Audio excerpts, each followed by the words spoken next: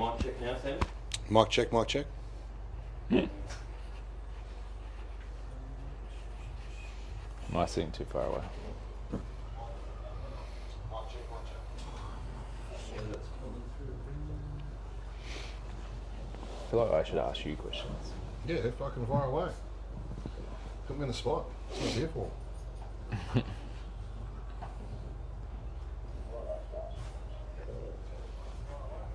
So it's true that you used to beat your missus, or?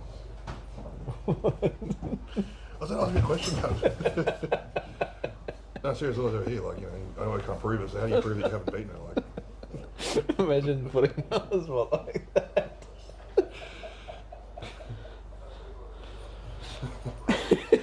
That's the true. so what did you miss? Like, are you drunk or something? Or? It's turned into a real nasty roasting session. You're wrong. Testing. Yeah. And Good to go. we're on for We Instagram actually- as well. Are we on? Are we proper on? Can't see us yet. Are you logged on the Wi-Fi? Yeah. So I think they heard that part about the wife beating.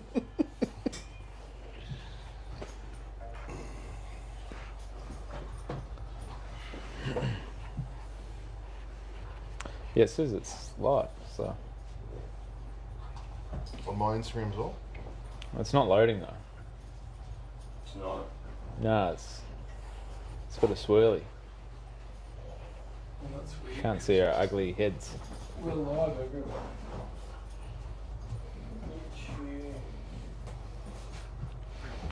YouTube.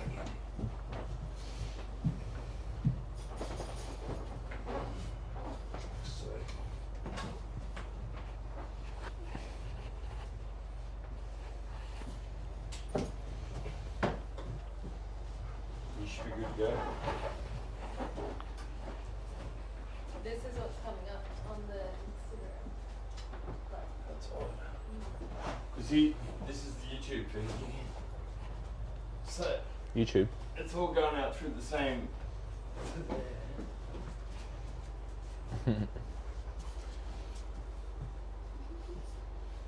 Alfie, what are you doing?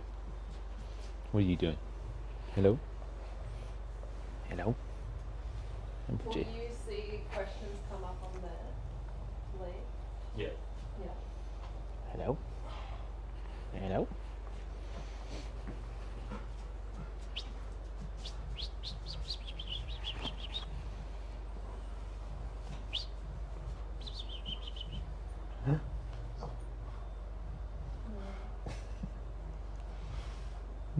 Look at you like you. Like what's wrong with you? Weirdo. You're live everywhere, mate. Come up here. Come up here. Come up here. You go? No, Instagram's still. Still no good. What's this other thing? That sounds amazing.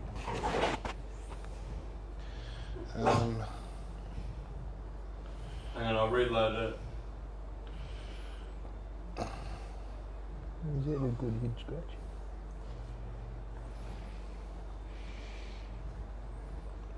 Whereas when we post this, it's gonna just be half an hour of us talking shit.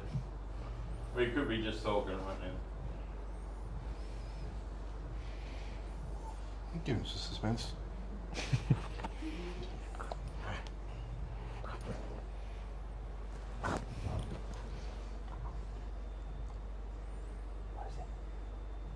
Resend. Fuck. Settle. Yeah, I've just messaged someone that said it's not up.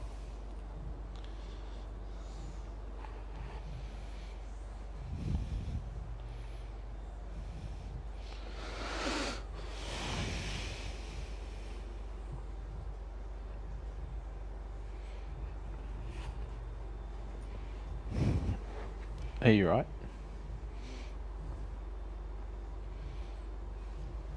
Settle.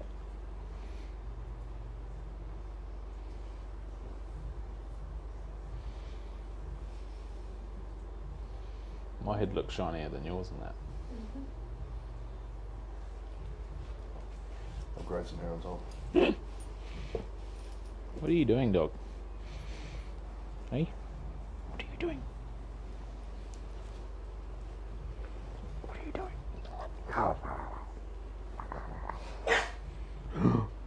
What is it? What is it? What is it, dog? What is it? Righto, should be on. Heard that a couple times now. Yeah. Thanks.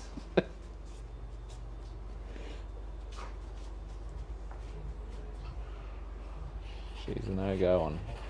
Um, Oh, we're good. which one's the? We're good. On asylum? Yeah, but like it's all I can see is Sam's shoulder. That's how big I am. Shoulder. People don't realise how big I am until they see that wide camera and he sees my... Yeah, Nick's trying to zoom out as we speak, but he can't because I'm too big.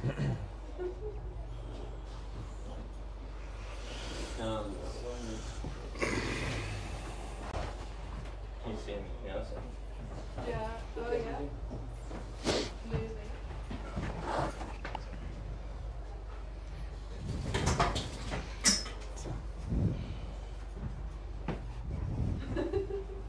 Good angle, yeah. That was a good angle. So the on asylum one's up and I running? like that, eh? Yeah, yeah. You guys might just have to cuddle. Get close. Do you want to take one on, just to help with the promoting, can you take one off mine as well? Yeah. So you're just gonna run your phone, of course. Yeah, just... Yeah, look. You go, Sammy. Thanks, Reese.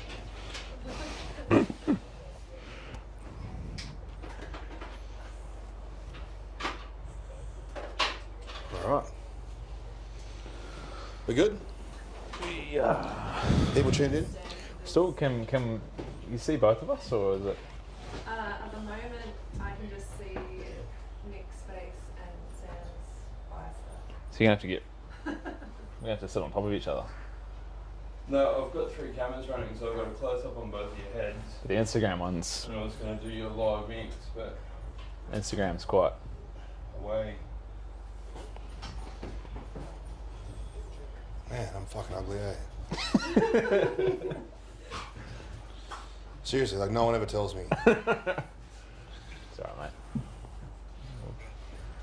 Two very bold citizens. People must, I even forget that we're actually still live. Because Instagram's not live yet. What do you got? You want to mount it on something you're filming? Yeah.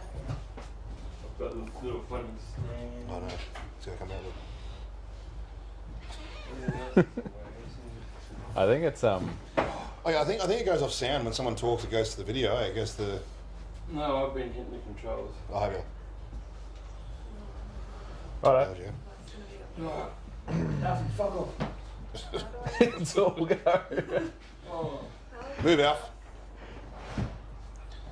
How does this thing work to sit upright? Yeah, oh. I reckon you need to move. Come closer.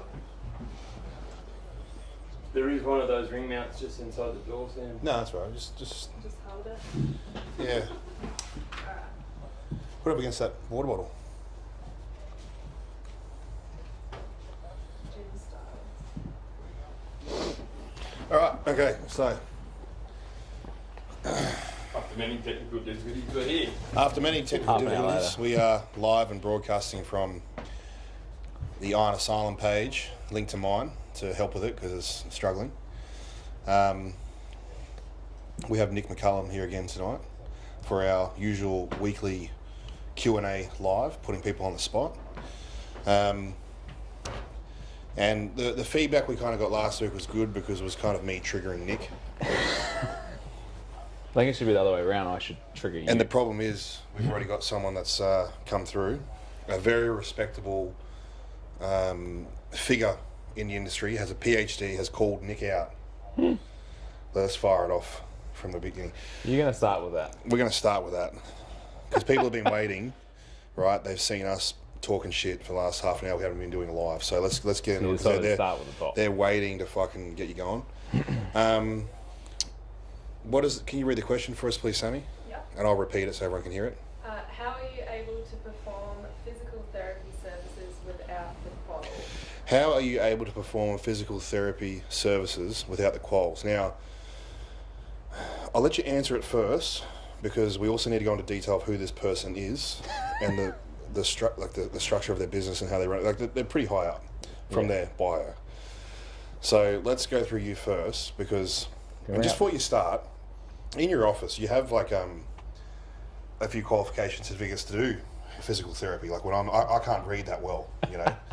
I struggle to read a picture book, but even I can understand that's your qualifications, right? Now, if I was to start a rub and tug, Downstairs or? Downstairs, it's good money, you make good money. What do I need? I thought that's the qualifications you need. What's going on with that? Yeah, there's this misconception out there for some reason that because I didn't spend 4 years at university developing my education and I went and got my massage certificates from a non-residential tertiary educated basis, and I am completely insured to provide physical therapy. There's this misconception that it's usually by individuals like this person who's got a PhD in absolutely nothing and has got a credible business of 4 followers, clearly is very reputable. It's a fake profile. Yeah, and they can all, it's just... It's a fake profile, and I guess what we want to talk about tonight, although I do like to trigger Nick, is, how do we keep calm in these situations with businesses and people talking shit? Like, there's individuals that, bring my name and run me in the ground. Apparently I put people in hospital through my coaching and all this kind of stuff. And I just want to know, how do you deal with these things? Like we all got haters and things like that. And the problem is that you give these people their time, like your time, you're only kind of crediting them with their opinion towards you, which is why I never really bite into it. But you kind of like to bite back because you get treated a little bit, So yeah, it's definitely how do you deal with things? I think your field's a little bit different to mine, Yeah, I guess over the years I've had to deal with it differently because I was very reactive to it and my ego was getting the best of me with it, and it still does at times. I kind of hit back or try and get, quite confrontational about it, and if I see them in person, God help them in that situation. But what would you do? You know what happens. Would you get a tricep bar and smash them in the head with it? I'm not taking a leaf out of your book. But yeah, so I just generally, if I ever see them in person, I've confronted them, and and you see the urine run down their leg after that, basically, usually. The urine run down there, yeah. Yeah, but it's just, when it comes to dealing with haters, you just have to deal with it. Often these people are just, 1, broke, 2, their businesses struggle, and 3, they've got no reputation. So it's just, they're attacking you but through jealousy and enviness of what you've been able to do. And so it's just, putting it into that light is often what I find myself trying to do, and I imagine you do very much the same sort of thing. I look at a bigger picture, right? Like, it's like, if you look at a world-class actor, like what's going on at the moment with Johnny Depp and his missus, for example, and people are ragging out that whole situation, whatever it is, yeah? Those 2 that are on trial, I don't really follow, I just see it's popping on my feed at the moment. They don't talk about us, you know why? Because we're fucking nobodies to them. Yeah, that's right. Correct? Yeah, that's right. But we talk about them, why? Because they're above us. Yeah, that's correct. So when I hear things come my way, I tend to look at it and say, well, I must be doing something right. Because people only talk about someone who is succeeding. Yeah. And people say, Australia, it's all poppy syndrome, that no one wants to see you succeed. That is fucking everywhere you go. Everywhere you go, there's always some negative hatred coming on. Like I put up a post just randomly on trying to do my TikTok thing, and just randomly put up on my daughter that you filmed. I just put on there because I had nothing to put on. Yeah. Goes against 1 million views and went viral, and it's just interesting to see that, for every 20th comment I got, it was someone bragging on me about being a bad father to my daughter. I'm like, how the fuck am I being a bad father? Yeah. And if you go to my profile is just me and my fucking daughter, more than actual bodybuilding. So, people kind of get caught up with that, and they kind of forget that. And it's hard when people are coming up through the ranks and they're trying to start a coaching business, they're trying to do these things, they're trying to, get these athletes and follow their dream, and They may want to be a bodybuilder or an athlete or whatever it is, whatever industry you're in, there's always going to be someone bringing you down. But have you ever lost your cool with someone before? Badly? Recently? There's been instances where definitely I've had to rein it in, or someone else has had to rein it in because it gets out of control, yeah. But in what way? Deeper. Deeper is always better. Yeah, and it comes down to, I think, looking at it for what it is and identifying that. Often it's actually a surface type of conversation that's just sort of being lost to individuals, where if they actually probably met each other in a different circumstance, you'd probably find that they'd get along okay. But it's this often because it's, especially in this industry, it's so political and there's so many egos, and I try to distance myself. Like, this is the first real setting that I've really sat down with anyone in the industry to even talk about it, because I try and distance myself so far away from it. But why don't you distance yourself from me? I don't. I'm fucking upstairs. I try to do it as much as possible. With a lock on the door. With a lock on the door. No, but I find, like, if the more you can sort of like just not get cliquey in the industry and have groupies and stuff, and just sort of stay in your own lane a little bit and just do what you do. And, you know, I always say that in the absence of marketing, or in the absence of being associated to someone or something, or in a facility or whatever it is, and you're able to do well, I think that's credit and kudos to the individual that's involved. And I think that's what we really both do. We're not part of a massive association of some, you know, corporate world or anything. We both do pretty well for ourselves, and that's, you know, and that's just, we get, because of that, we attract these individuals that dislike our success, and it is what it is. Yeah, exactly. Sammy, question time. We let the viewers kind of sink in. That's our intro. A really good one. What piece of advice would you give each other? Come see me before. See me 2 years prior. No, wait, you mean me? You come see me 2 years prior. Yeah.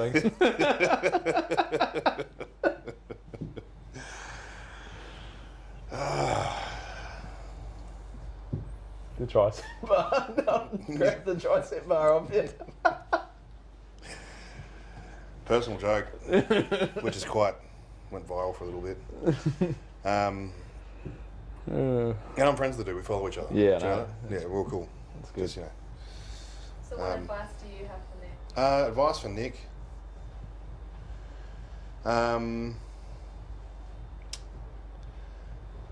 I like that one 2 years ago. Yeah, advice for Nick. What advice would I give to Nick? I think Nick's really special. I think Nick is one of a kind. I haven't really met someone along the lines of him and his passion. And I think his passion brings him to an emotional state, an emotional connection, and what's the word I'm looking for? Attraction. You hold, like, you, because you love it so much, you do take things personally, right? Which is a good thing, because it shows how much you love your job.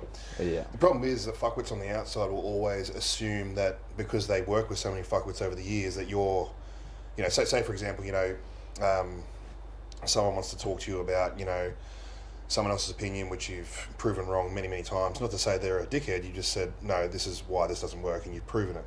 Yeah. And you take it personally in ways where people will look at you in the other way and they'll say, oh, is he just cut that, you know, he's losing money? Or that's how people think. People don't think with your passion. They always think the easiest way for themselves to find their best excuses. And for someone like you, I look at Nick as the pinnacle in the industry, and he doesn't have to answer to anyone. And I think that's the biggest lesson that everyone needs to understand, is that, you know, you run your own fucking race, and you don't need to answer to anyone for anything. You know, at the end of the day, we can finish here tonight, drive home, get killed in a car accident, which can happen, and people say, oh, don't say that. They know, what if that happens? What if it fucking does happen? You're sitting there trying to prove yourself to everyone instead of living your own life and being the best you. And even though it's kind of advice I'm saying for you, it's just what I see so much, because I relate to it, because there was a point in my time where I was too personal with my coaching. You know, you get involved with people's lives and you put your own family aside and all this kind of shit. I remember one time I dropped a client. She was always cheating on her diet. Always, like always, and it was just obvious. The calipers were never dropping, and she just never looked good. And I said, I'm not going to put you in the show. I'm not going to put my name to it. You can go ahead. Best of luck, But look, I'm worried about your mental health because you're still lying to my face.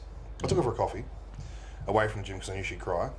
And I said, look, I know you're cheating on your diet, you're lying to me, and I'm actually worried about your mental health. Like, I'm going home to my missus at the time and talking about you because I'm worried what's going on through your fucking head that you can't understand what's going on. And she took it well. She's like, oh yeah, I appreciate that. Thank you so much. Respect you heaps for telling me the truth and how you think and blah, blah. And I'm like, look, best of luck, but I just can't help you if you're not going to be honest with me. All good, shook hands, walk away.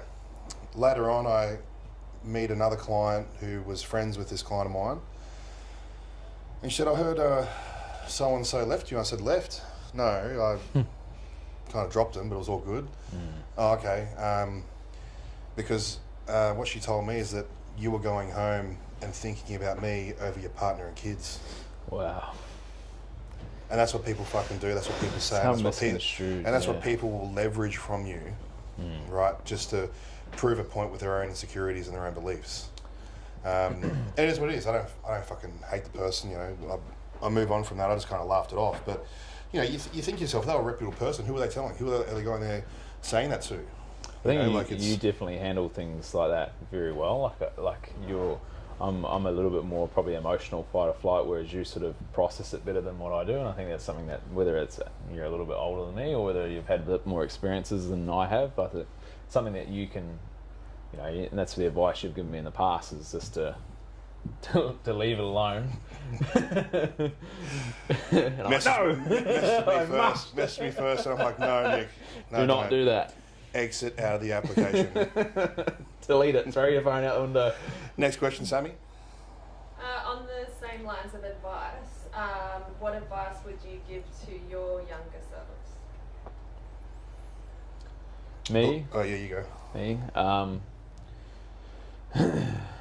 had a pretty valuable lesson in 2019. I think I learned to listen when I was studying overseas. When I was surrounded by a group of individuals that were probably much superior to me in not only life experiences but actually in coaching in general, and I learned from that to allow my ego to sort of not lead my decision making, and it was beginning to affect the athletes and the people that I worked with because of it. Coaching's not about me. It's not about the person involved. It's about the athlete, and the athlete has to come first in that situation. Otherwise, the decisions that someone else is making for you is not being made for the athletes, but making, subconsciously for their own benefit.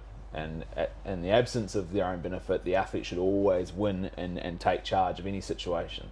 And I see it time and time again where the athlete's best interest is left aside because of whatever thoughts or commercial benefit or whatever it might be that individual wants to prioritize over the athlete. And the athlete ends up not winning or not having the success that they should have. And that was me. If you looked at my Instagram prior to probably 2019, you'd see a lot about me.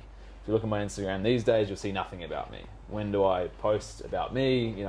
It's different for someone like Sam. Sam's an athlete, but and he's a coach, and he does a combination of both. But for me, I'm solely a coach. Realistically, you should see me constantly being athlete based, and I think that's a big thing is letting the ego simmer off and go, hey, who's this actually about? So that would be. It's funny as well as you get older. For me, I talk about all the. I blasted through my amateur years. I turned pro the first year out of juniors. I got offered my pro card first year out of juniors, said no to it, and won the pro card the following year. Blasted through it, and I was never satisfied.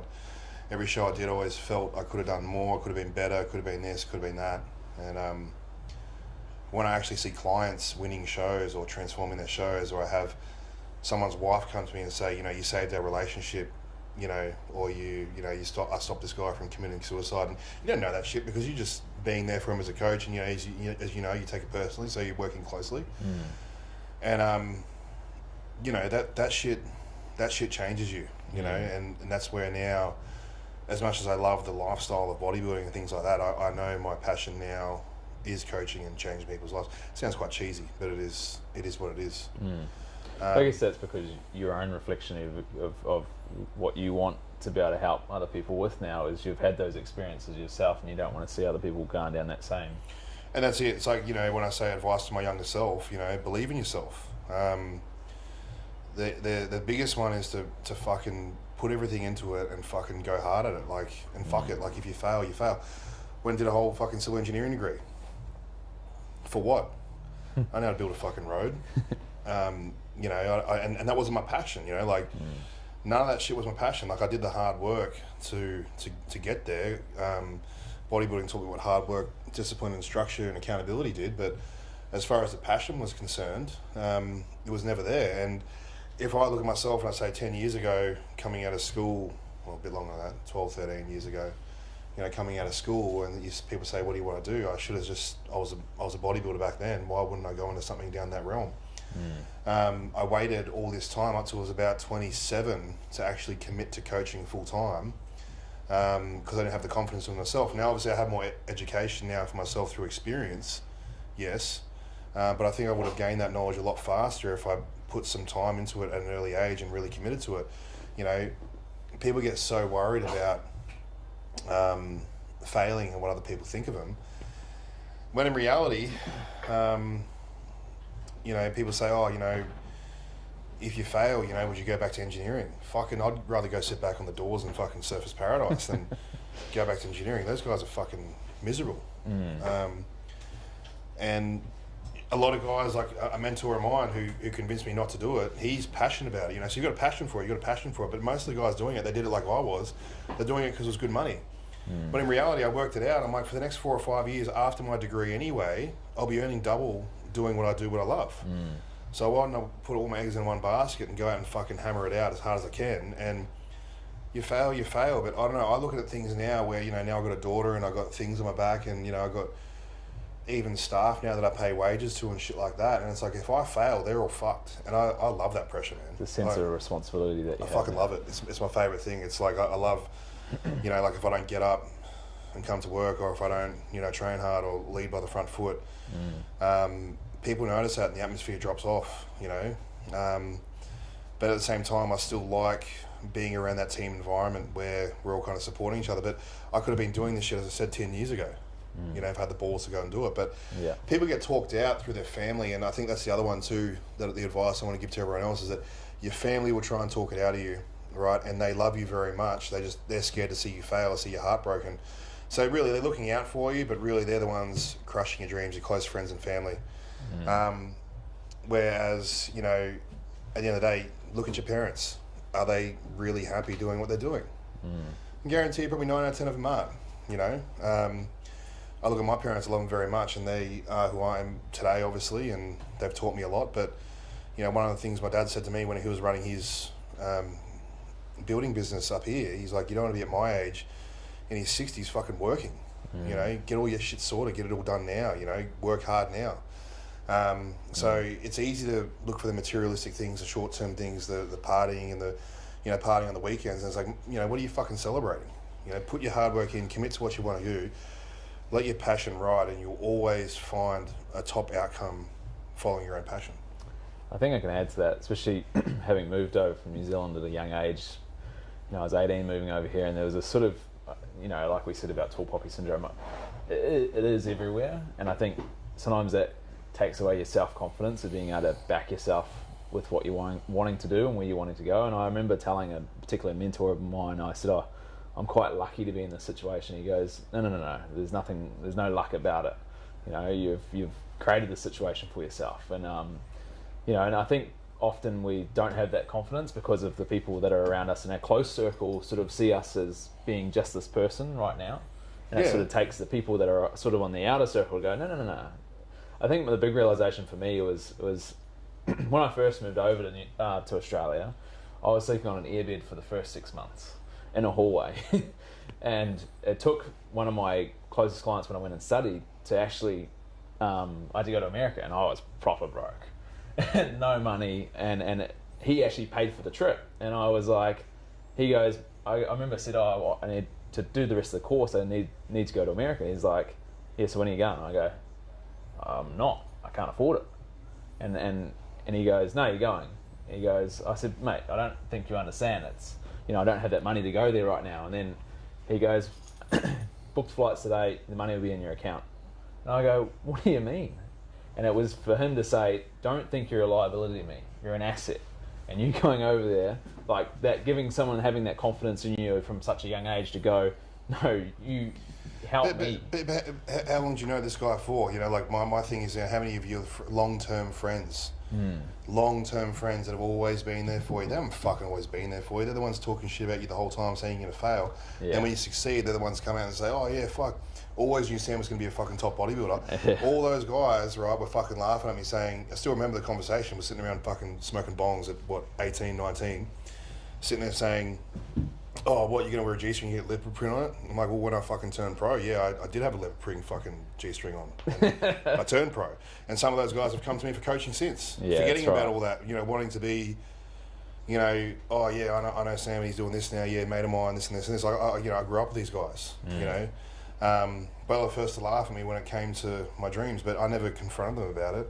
I'll never go and drop their names on here or, you know, say fuck you about it, because what people don't realise is that when you have that, instead of looking at it and saying, oh, my group around me, you know, my circle around me is toxic or they're bringing me down, you need those toxic motherfuckers. I think you need them. You need those fucking people close to you to doubt you. You know, like when I'm fucking training, and when last time I was training real heavy, like my strongest was about 3 years ago, and people used to say, what do you say to yourself when you're walking around the gym?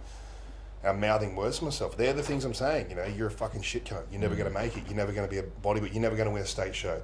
You're never going to win a national title. You're never going to turn pro. You're never going to do all this shit over the years. But I need that. And I feel when it comes to these circles of people, like, you know, people that support you, like you have, you still need those people there that you know they're there for what they are, and you need that fucking that fuel. That hate coming in. I remember people saying you're a small fish in a big ocean over in Australia, and every time I'd hear that, I'm like, and at times I thought it was easier to go home. I was like, oh, it would, you know, and I would replay that thought in my head. They're like, oh, you're a small fish, you know. Now every time I had this moment of weakness, I'm like, nah, there's no chance I'm going back to New Zealand, you know. And that got me through that period where you're just like, fuck, this is tough. But you know, your business starts to slowly take momentum, and you know, 6-7 years later, here we are. But it's like, if you hadn't just got through that initial period, you know, I could have been on a plane back in New Zealand. You know? Do you regret anything you've done? Business-wise or personally? Both. Let's get real deep. No, I think everyone has regrets, and there's definitely lessons from everything. I think it's definitely things in business. Like in my earlier days when I was younger, probably again talking from the ego, my ego was leading a lot of my actions at one point. And you know, I think a big wake-up call for me on social media was I learned that when a particular client didn't want to come to me because I had been outspoken towards another person, and it was a real eye-opener for me. I was like, why wouldn't you want to come to me? You know, and I realised it tarnishes the interaction with someone, because they don't want to be associated with that. They want a professional, and they don't want someone to be who's talking shit about someone else openly or publicly, you know. And I think I learned the lesson through that one, where I was like, wow. The lion doesn't turn around for a yapping dog. That's right. You know, and I thought, wow, like, I thought, you know, and back then I thought it was the other way, where he would have viewed it like, oh, yep, sweet, he knows what he's talking about. But it's the opposite, you know. So I learned that lesson where you go, well, and you know, now it's the opposite. Is you know, I'd never would put someone on blast like that. Not personally, you know. No, I never do it. Never. It's just not worth it. You never talk shit about someone unless you're actually willing to say it to their face anyway. Yeah, that's my opinion. Yeah. What else you got for us, Sammy? Back to gym related. Most underrated exercise. Go. That's a big one. Lower body, upper body. That's a good question. Did Mr. PhD ask that, or? No. Yeah, it didn't specify. So. I think the most underused, underrated exercise would have to be an RDL. I don't think it's used enough. I don't think it's appreciated enough.